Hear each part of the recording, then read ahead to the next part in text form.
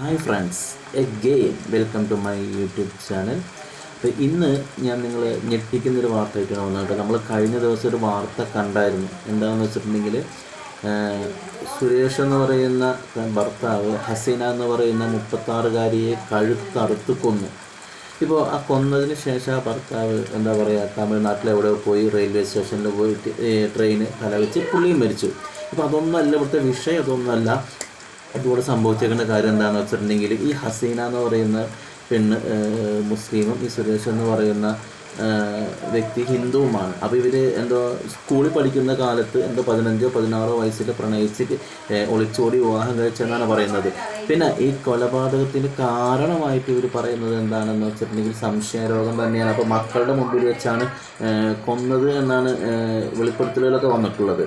പക്ഷെ ഇപ്പോൾ ഇവിടെ സംഭവിച്ചിരിക്കുന്ന കാര്യങ്ങൾ പ്രശ്നങ്ങൾ അതൊന്നുമല്ല. ഈ ഹസീന മുസ്ലിമും ഈ പറയുന്ന സുരേഷ് ഹിന്ദു ആയതുകൊണ്ട് തന്നെ ഇവരെ ഖബറടക്കണമല്ലോ. അപ്പോൾ ഈ ഹസീനയെ ഖബറടക്കാൻ അല്ലെങ്കിൽ ഏറ്റെടുക്കാൻ മുസ്ലിം പള്ളികളോ അല്ലെങ്കിൽ ഇവരുടെ ബന്ധുക്കളോ തയ്യാറായിട്ടില്ല. കാരണം ഇവരുടെ ബന്ധുക്കൾ പറയുന്നത് എന്താണെന്ന് വെച്ചിട്ടുണ്ടെങ്കിൽ ഞങ്ങൾ ഒരുപാട് അവളോട് പറഞ്ഞു ഇസ്ലാമായിട്ട് ജീവിക്കൂ, ഇസ്ലാം മതം സ്വീകരിച്ച് ജീവിക്കൂ എന്ന് പറഞ്ഞിട്ടും ഈ ഹസീന അത് കൈക്കൊണ്ടില്ല എന്നാണ് പറയുന്നത്. അതുകൊണ്ട് തന്നെ ഇപ്പോൾ ഇവരുടെ ഈ മൃതശരീരം അല്ലെങ്കിൽ മയ്യത്ത് എന്ന് പറയുന്നത് ഏറ്റെടുക്കാനായിട്ട് ഹസീനയുടെ ബന്ധുക്കൾ തയ്യാറാകുന്നില്ല. അപ്പോൾ തുടർന്ന് സംഭവിക്കുന്ന കാര്യങ്ങൾ എന്തൊക്കെയാണെന്നുള്ള വിശദമായ ഒരു വാർത്ത നിങ്ങൾക്ക് ഞാൻ ജസ്റ്റ് കാണിച്ചു തരാം, കണ്ടു നോക്കുക. ഇപ്പോൾ ശരിക്കും പറഞ്ഞിട്ടുണ്ടെങ്കിൽ ആ 4 മക്കളും അനാഥരായിപ്പോയി. കാരണം ആ 4 മക്കളിപ്പോൾ ഇവരുടെ 4 മക്കളിപ്പോൾ പോലീസിൻ്റെ സംരക്ഷണത്തിലാണ് കഴിഞ്ഞു വരുന്നത്. പക്ഷേ തുടർന്ന് എങ്ങനെയാകുമെന്ന് നമുക്കറിയില്ല. ഇപ്പോൾ ഹസീനയുടെ മയ്യത്തിപ്പുറം മോർച്ചറിയിൽ സൂക്ഷിച്ചുകൊണ്ടിരിക്കാൻ ആരും ഏറ്റെടുത്തിട്ടില്ല. മിക്കവാറും അത് പൊതു ശ്മശാനത്തിലായിരിക്കാം സംസ്കരിക്കാമെന്നാണ് നമുക്കറിയാൻ പറ്റിയത്. ഓക്കെ, നമുക്ക് തുടർന്നുള്ള സംഭവങ്ങൾ എന്താണെന്നുള്ളൊരു വീഡിയോ ഞാൻ കാണിച്ചു തരാം. ജസ്റ്റ് നിങ്ങളൊന്ന് കണ്ടു നോക്കുക. ഈ വിഷയത്തിൽ നിങ്ങളുടെ അഭിപ്രായങ്ങൾ ജസ്റ്റ് ഒന്ന് വിലയിരുത്താം. ഓക്കെ. ഒരു കൊലപാതക വാർത്ത തലസ്ഥാന നഗരത്തിൽ നിന്നും ഉണ്ടായിരുന്നു. നാലാഞ്ചിറയിലെ ഭാര്യയെ ഭർത്താവ് കഴുത്തറുത്ത് കൊലപ്പെടുത്തിയ സംഭവത്തിന്റെ കൂടുതൽ വിവരങ്ങൾ പുറത്തുവരുമ്പോൾ ഞെട്ടലോടുകൂടിയല്ല നമുക്ക് കേൾക്കാൻ സാധിക്കുകയില്ല. മരണപ്പെട്ട ഈ യുവതിയുടെ മൃതശരീരം പള്ളിയിൽ ഖബറടക്കാൻ സമ്മതിക്കില്ല എന്നൊരു കൂട്ടം ആളുകൾ പറയുകയാണ്. അതിനൊക്കെ തന്നെ കൃത്യമായ ന്യായീകരണങ്ങളും അവർക്കുണ്ട് എന്നാണ് വ്യക്തമാകുന്നത്. കുടുംബകലഹവും ഭർത്താവിന്റെ സംശയരോഗവുമാണ് ഹസീനയുടെ കൊലപാതകത്തിലേക്ക് നയിച്ചത് എന്നാണ് പുറത്തുവരുന്ന വിവരങ്ങൾ. മണക്കാട് സ്വദേശി ഹസീനയാണ് കൊല്ലപ്പെട്ടത്. സംഭവത്തിന് ശേഷം ഒളിവിൽ പോയ ഭർത്താവ് വട്ടിയൂർക്കാവ് സ്വദേശി സുരേഷിനായി പോലീസ് അന്വേഷണം ഊർജിതമാക്കിയിരിക്കുകയാണ്. നാലാഞ്ചിറയിലെ വാടക വീട്ടിൽ ഇന്നലെ പുലർച്ചെ 5 മണിയോടുകൂടിയാണ് കൊലപാതകം നടന്നത്. ദമ്പതികൾക്കിടയിൽ കാലങ്ങളായി നിലനിന്നിരുന്ന കുടുംബ വഴക്കും സംശയരോഗവുമാണ് കൊലപാതകത്തിൽ കലാശിച്ചത് എന്നാണ് പോലീസ് വ്യക്തമാക്കുന്നത്. സുരേഷും ഹസീനയും 4 മക്കളും 4 മാസം മുൻപാണ് നാലാഞ്ചിറയിലെ ഈ വാടക വീട്ടിൽ താമസം തുടങ്ങിയത്. ഈ കുടുംബത്തിന് നാട്ടുകാരുമായോ അയൽവാസികളുമായോ യാതൊരുവിധ ബന്ധവും ഉണ്ടായിരുന്നില്ല. കുറച്ചുനാൾ മുൻപ് ഹസീനയെ കാണാതായിരുന്നു. പിന്നീട് കഴിഞ്ഞ ആഴ്ചയാണ് ഇവർ തിരികെ വീട്ടിലെത്തുകയും ചെയ്തത്. ഹസീന തിരിച്ചെത്തിയതു മുതൽ ഇരുവരും തമ്മിൽ വീണ്ടും തർക്കങ്ങൾ പതിവായിരുന്നു.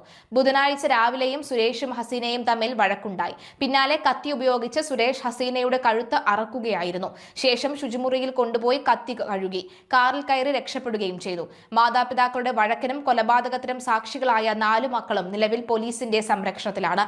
ഹസീനയുടെ സഹോദരൻ വിവരം അറിയിച്ചതിനെ തുടർന്നാണ് നാട്ടുകാരും പോലീസും സ്ഥലത്തെത്തിയത്.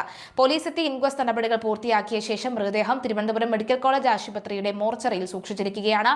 മലയാളി വാർത്താ സംഘം അവിടെ എത്തിയപ്പോൾ കൃത്യമായി തന്നെ അവിടെയുള്ള ചില അയൽവാസികളുടെയും സഹോദരന്റെയും കുട്ടികളുടെ അധ്യാപകരുടെയും നിന്നുമുള്ള വിവരങ്ങൾ ശേഖരിച്ചിരുന്നു. അവർ പ്രതികരിക്കുന്നുണ്ട്.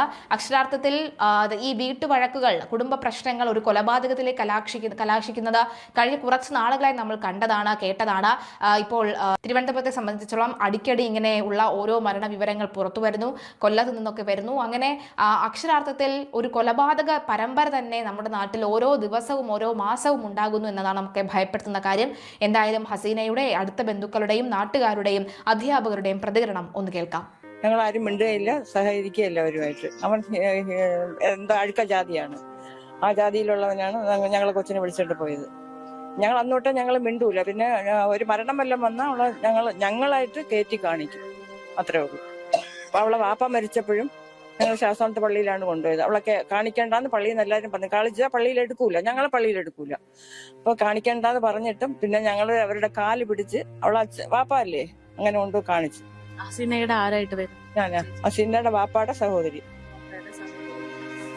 ഈ പ്രശ്നങ്ങൾ ഉണ്ടെന്ന് അറിഞ്ഞിരുന്നെങ്കിലും ഇടപെട്ടിരുന്നില്ല എന്നുള്ളതാണ്. ഞങ്ങളാരും ഒന്നും ഇടപെട്ടിട്ടില്ല. അവൾ എൻ്റെ അടുത്ത് പറയുമായിരുന്നു അടിക്കുക. ഞാൻ പറഞ്ഞു നിന്നെ കൈ കൊണ്ടടിച്ചാൽ നീ ചെലവെടുത്തടിയെന്നാണ് ഞാൻ പറയുന്നത്. അവനെ അടിച്ച് കൊല്ലുന്നതാണ് ഞങ്ങൾ പറഞ്ഞിട്ടുള്ളത്. അവൻ എന്തായിരുന്നു ജോലി? കൊലപാതകം എല്ലാ ജോലിക്കും പോകും, നിയമിക്കാൻ പോയിട്ടുണ്ട്. ഇപ്പൊ ഫ്രിഡ്ജ് എങ്ങാണ്ട പഴയതൊക്കെ എടുത്ത് നോക്കും. പക്ഷെ അവൻ കുടിച്ചു കഴിഞ്ഞാൽ പിന്നെ സംശയമാണ്. ഇവിടെ ഭയങ്കര സംശയ രോഗമാണ്. അതാണ് ഇവരുടെ ഇങ്ങനെ ആയത്. എന്താ ഈ സംശയത്തിനുള്ള പ്രധാന കാരണം? ഒരു കൊച്ചിനെ പോലും നോക്കിക്കൂടാ. അതാണ് അവന്റെ സംശയം. 4 മക്കളുണ്ട് ഇവർക്ക്. ഇപ്പൊ 2 പെണ്ണും. അച്ഛൻ ജയിലിൽ പോകുന്നു. ആരുമില്ല, അവരെ നോക്കാൻ ആരുമില്ല. മക്കളുടെ അവസ്ഥ എങ്ങനെയാണ്? നിങ്ങൾ ആരെങ്കിലും നമുക്ക് ഏറ്റെടുക്കാൻ പറ്റില്ല. കാരണം എങ്കിൽ നമുക്കത് ജാതിയിൽ ബാധകമാവും. അവൻ മുസ്ലിം ആയിട്ടില്ല. ഞങ്ങൾ കുറെ പറഞ്ഞു മുസ്ലിം ആവാനായിട്ട്, ആയിട്ടില്ല. അപ്പൊ നമുക്ക് ഏറ്റെടുക്കാൻ പറ്റൂല. ഇപ്പൊ പള്ളിയിൽ എടുക്കൂലല്ലോ, അവളെ പള്ളിയിൽ അടക്കാൻ പറ്റൂല. എങ്ങനെയാണ് ചുടുകാട്ടിലും എല്ലാം കൊണ്ടുപോകുള്ളൂ. ഈ പറയുന്നത് പോലെ മക്കളുടെ അവസ്ഥ കാണുമ്പോഴേ ഒന്നും